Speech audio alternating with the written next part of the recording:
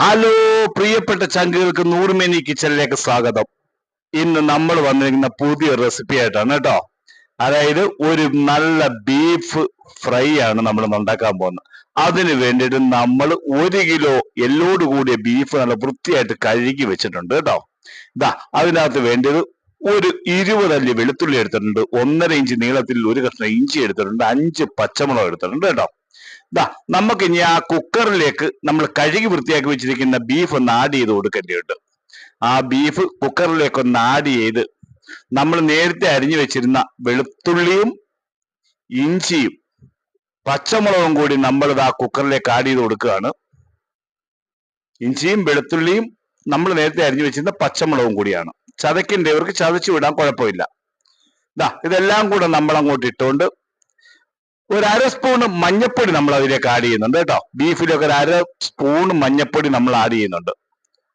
1/2 spoon മഞ്ഞപ്പൊടി add ചെയ്ത് നമ്മൾ ഇനി 1.5 സ്പൂൺ മുളക് പൊടിയാണ് ഇതിലേക്ക് ആഡ് ചെയ്യുന്നത് കേട്ടോ. 1.5 സ്പൂൺ മുളക് പൊടി നമ്മൾ ആഡ് ചെയ്യുകയാണ്. എരിവ് വേണ്ടവർക്ക് അതനുസരിച്ച് ചേർക്കാം. പിന്നെ കുരുമുളക് പൊടി ചേർക്കുന്നുണ്ട്, അതുകൊണ്ടാണ് നമ്മൾ ഇങ്ങനെ ഇട്ടത്. 1.5 സ്പൂൺ മുളക് പൊടി ആഡ് ചെയ്ത് 1 സ്പൂൺ അതായത് ഗരം മസാല ഇടാം. 1 സ്പൂൺ ഗരം മസാലയും കൂടി നമുക്ക് ഇതിലേക്ക് ആഡ് ചെയ്ത് കൊടുക്കേണ്ടതുണ്ട്. പിന്നെ നമുക്കിവിടെ 1 സ്പൂൺ ഉപ്പാണ്. 1 സ്പൂൺ ഉപ്പും കൂടി നമ്മൾ നമ്മുടെ കുക്കറിലേക്ക് ആഡ് ചെയ്ത് കൊടുക്കുകയാണ് കേട്ടോ. അടിപൊളി ഒരു ബീഫ് ഫ്രൈ ആണ്. ഹോട്ടലുകളിലൊന്നും കിട്ടുന്നതിനെക്കാട്ടി അപ്പുറമാണ്. പിന്നെ നമുക്ക് നല്ലപോലെ ഒന്ന് മിക്സ് ചെയ്തിട്ട് കുക്കർ അടച്ച് വെച്ചൊന്ന് വേവിക്കേണ്ടതുണ്ട്. നമുക്കൊരു 3 വിസിൽ വരുന്നിടം വരെ ഒന്ന് അടിക്കാം. അതിന്റെ ഒരു 20 മിനിറ്റ് നമ്മൾ തീ ഓഫ് ചെയ്ത് വെയിറ്റ് ചെയ്തതിനു ശേഷം കുക്കർ തുറക്കുക. നമ്മുടെ ബീഫ് അടിപൊളിയായിട്ട് വെന്ത് കിട്ടിയിട്ടുണ്ട് കേട്ടോ. നമുക്ക് ഇനി ചെയ്യേണ്ടത് കഴിഞ്ഞാൽ അടുപ്പ് കത്തിച്ച് ഒരു പാൻ നമുക്ക് അടുപ്പിലേക്ക് വെക്കാം. ഒരു പാൻ അടുപ്പിലേക്ക് വെച്ചിട്ട്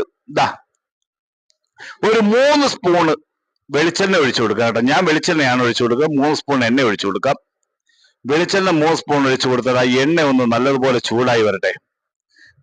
നമ്മൾ അരിഞ്ഞ് വെച്ചിരിക്കുന്ന തേങ്ങാക്കൊത്ത് നമുക്ക് അതിലേക്ക് ആഡ് ചെയ്ത് കൊടുക്കാം. തേങ്ങാക്കൊത്ത് ആവശ്യമുള്ളവർക്ക് ഇടാം, ഇല്ലാത്തവർക്ക് അത് ഒഴിവാക്കാം കേട്ടോ.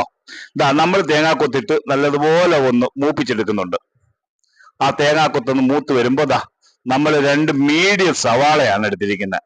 ആ സവാള നല്ലതുപോലെ നരിഞ്ഞതാ നമ്മൾ ഈ പാനിലേക്ക് ഇട്ട് കൊടുക്കുകയാണ്.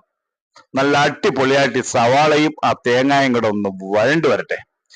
അതിലേക്ക് നമ്മൾ 1 സ്പൂണ് മല്ലിപ്പൊടിയാണ് നമ്മൾ ഇട്ട് കൊടുക്കുന്നത്. മല്ലിപ്പൊടി നേരത്തെ നമ്മൾ ബീഫിൽ ഇടാഞ്ഞത് ആ പച്ച മണം നിൽക്കുന്ന കൊണ്ടാണ്.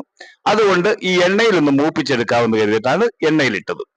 പിന്നെ ഒരു 5-6 തണ്ട് കറിവേപ്പില ഇങ്ങനെ അങ്ങോട്ട് വാരി വലിച്ചങ്ങോട്ട് ഇട്ടുകൊണ്ട് നല്ലതുപോലെ തന്നെ മിക്സ് ചെയ്യണം കേട്ടോ. മിക്സ് ചെയ്തിട്ട് നമ്മൾ നേരത്തെ വേവിച്ച് വെച്ച് വെള്ളം പറ്റിച്ച് വെച്ചിരിക്കുന്ന ആ ബീഫ് ഉണ്ടല്ലോ, നമുക്ക് ഈ പാനിലേക്ക് ഒന്ന് ആഡ് ചെയ്ത് കൊടുത്തിട്ട് എല്ലാം കൂടെ കൂടിയിട്ട് നല്ല അടിപൊളിയായിട്ടൊന്ന് മിക്സ് ചെയ്ത് ഇളക്കി മറിച്ചൊന്ന് വെക്കണം കേട്ടോ മച്ചാന്മാരെ. നല്ല സൂപ്പർ ഒരു ബീഫ് ഫ്രൈ ആയിരിക്കും. അടിപൊളിയാണ്. ഹോട്ടലുകളിലൊന്നും കിട്ടുന്നതല്ല ഇത്. അതിലേക്ക് നമ്മൾ 2 സ്പൂണ് കുരുമുളക് ക്രഷ് ചെയ്ത് നമ്മൾ ആഡ് ചെയ്ത് കൊടുത്തിട്ടുണ്ട്. എന്നിട്ട് നല്ലപോലെ ഒന്ന് മിക്സ് ചെയ്ത് അങ്ങോട്ട് യോജിപ്പിക്കുക. നല്ല സൂപ്പറായിട്ട് നല്ലപോലെ അങ്ങോട്ട് മിക്സ് ചെയ്ത് കൊടുക്കുക. എന്നിട്ട് നമ്മൾ ചെയ്യുന്ന എന്തോ, ഇതിന്റെ മുകളിലേക്ക് ഒരു 2-3 തണ്ട് കറിവേപ്പിലയും കൂടെ നമ്മൾ അങ്ങോട്ട് വെച്ചു കൊടുക്കുകയാണ്.